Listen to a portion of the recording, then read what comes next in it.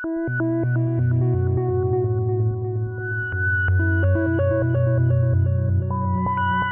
un hombre que un día soñó con dotar al mundo de una energía natural, universal y gratuita.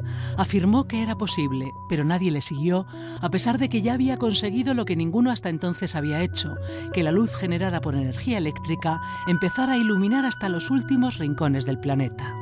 Como todos los genios incomprendidos, Nikola Tesla merecería haber visto hasta qué punto el futuro iba a darle la razón. Sin embargo, el ingeniero que diseñó el siglo XX, el máximo responsable de la civilización tecnológica que todos conocemos, tuvo que conformarse solo con imaginarlo, con adivinarlo y apuntarlo en sus escritos. Textualmente lo que dice es: el presente le pertenece a ellos, el futuro por el que yo tanto he trabajado me pertenece a mí. Tenía que pasar un siglo y medio desde su nacimiento para que las Naciones Unidas celebraran en 2006 el año de Tesla. 6 décadas antes había muerto solo y arruinado en un hotel de Nueva York después de dejar más de 800 inventos. No es difícil imaginar cómo sería el mundo si Tesla no hubiera existido. Bastaría con un gran apagón.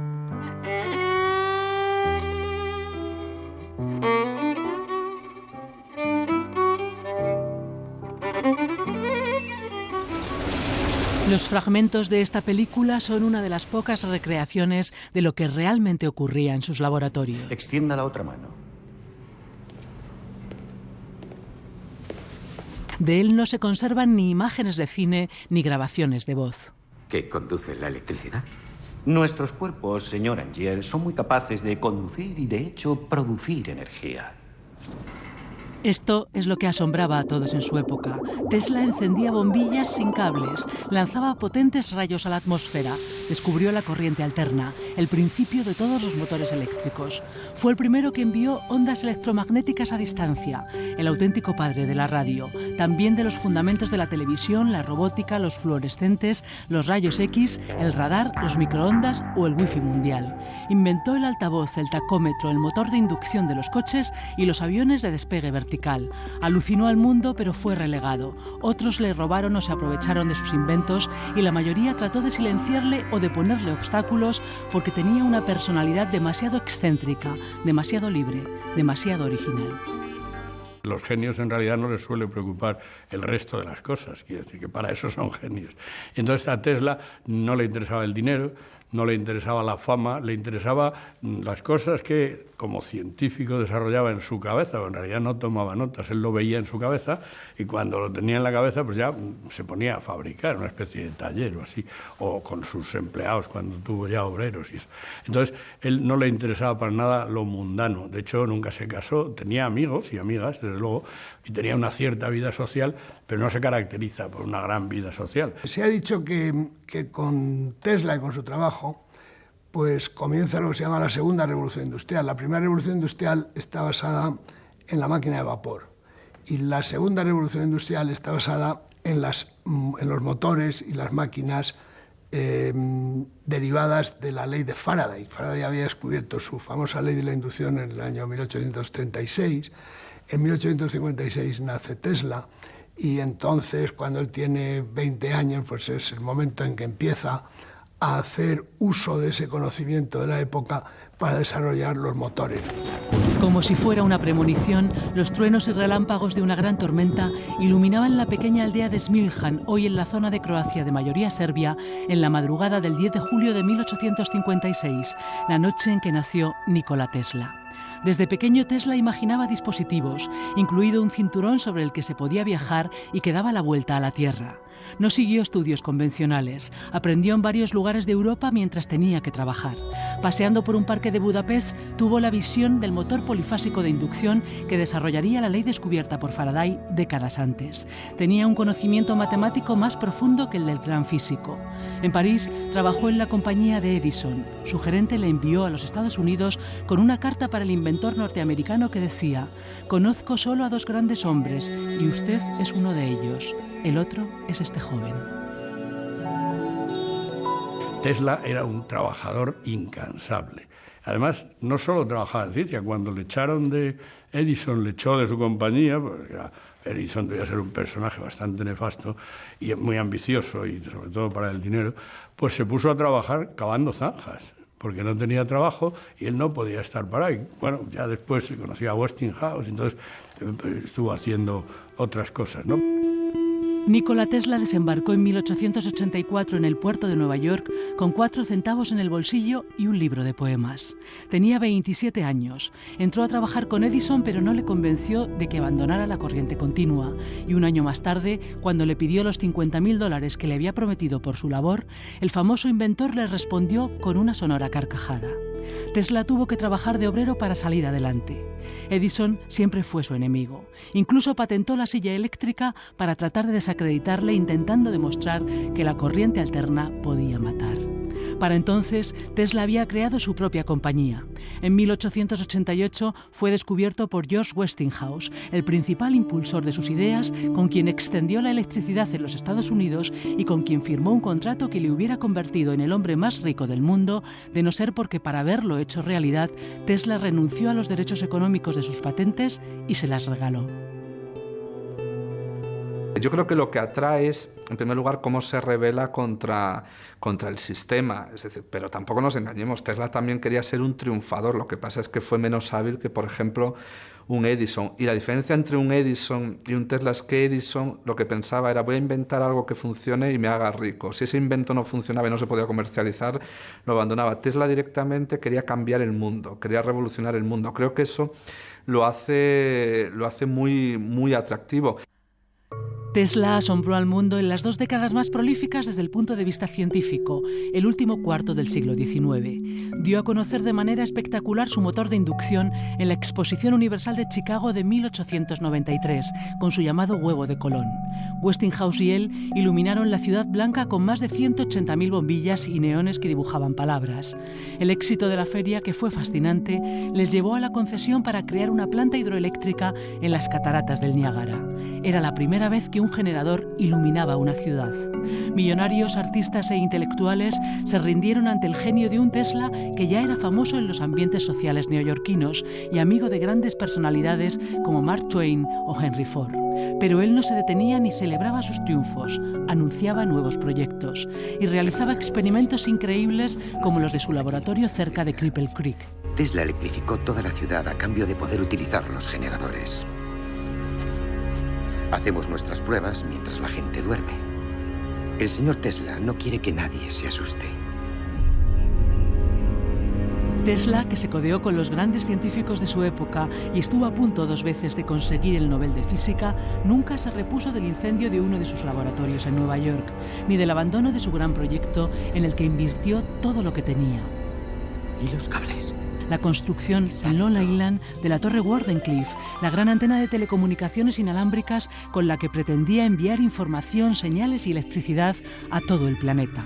El millonario J.P. Morgan le retiró la financiación y la torre fue desmantelada al comienzo de la Primera Guerra Mundial por miedo a que fuera utilizada por los alemanes.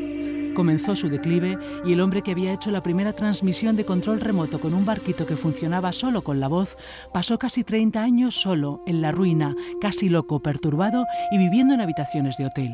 Murió en enero de 1943 después de ofrecer al ejército norteamericano su último invento, la llamada telefuerza o rayo de la muerte. El FBI ordenó a otra agencia norteamericana requisar todos sus documentos. Meses después, los tribunales le reconocían como el verdadero inventor de la radio en lugar de Marconi, algo por lo que había luchado sin descanso.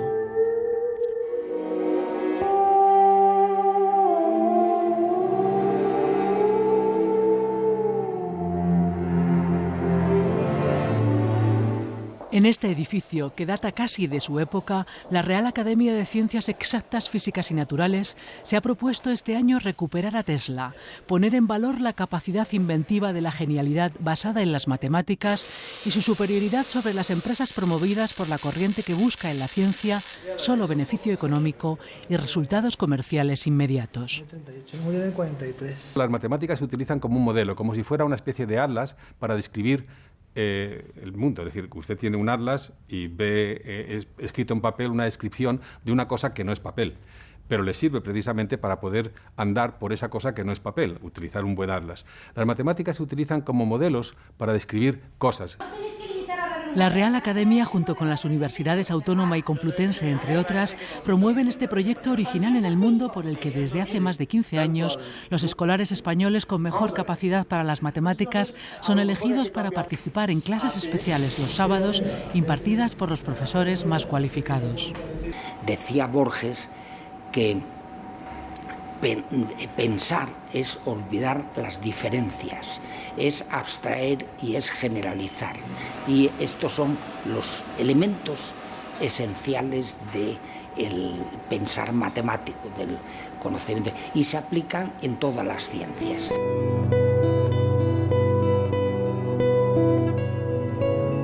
Se trata de reproducir el viejo modelo griego de transmisión del conocimiento, el que se guarda en los frescos de esta Real Biblioteca, diseñada por los maestros que ayudaron a Felipe II a construir el monasterio del Escorial sobre estrictos modelos matemáticos.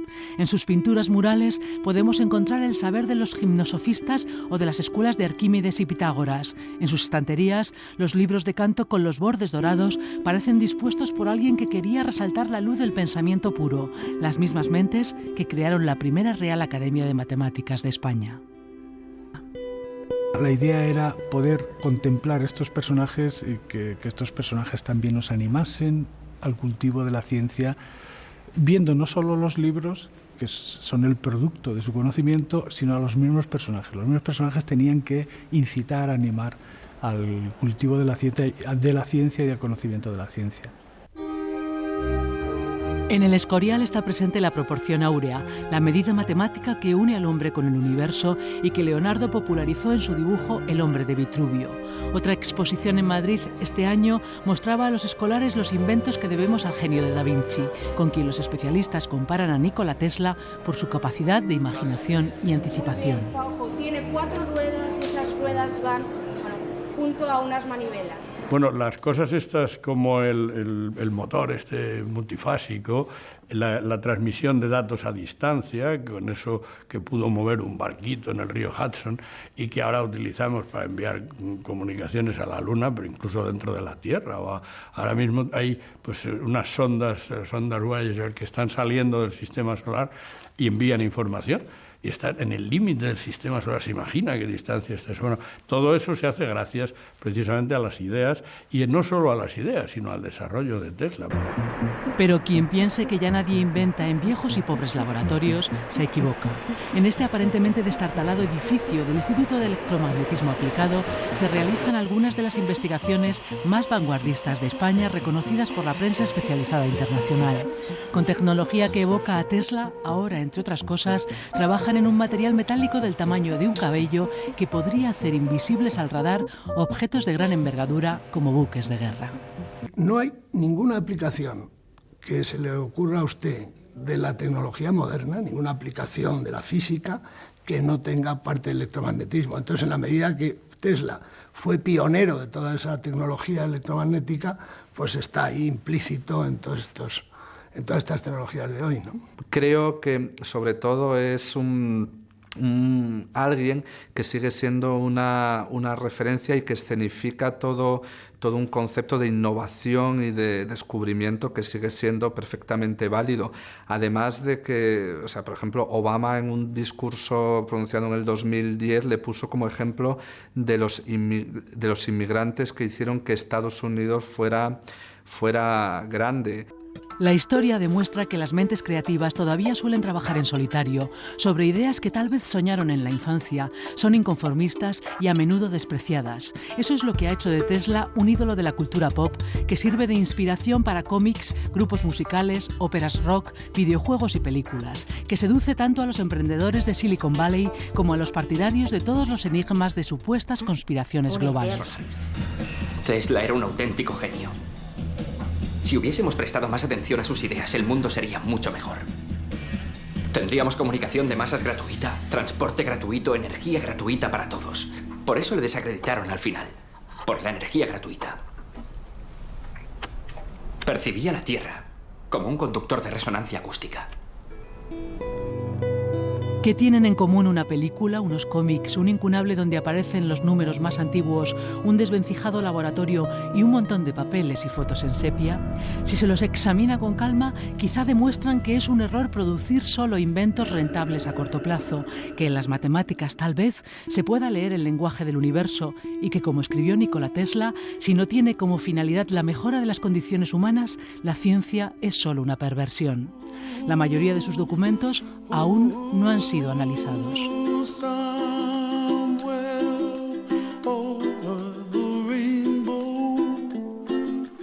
Way up high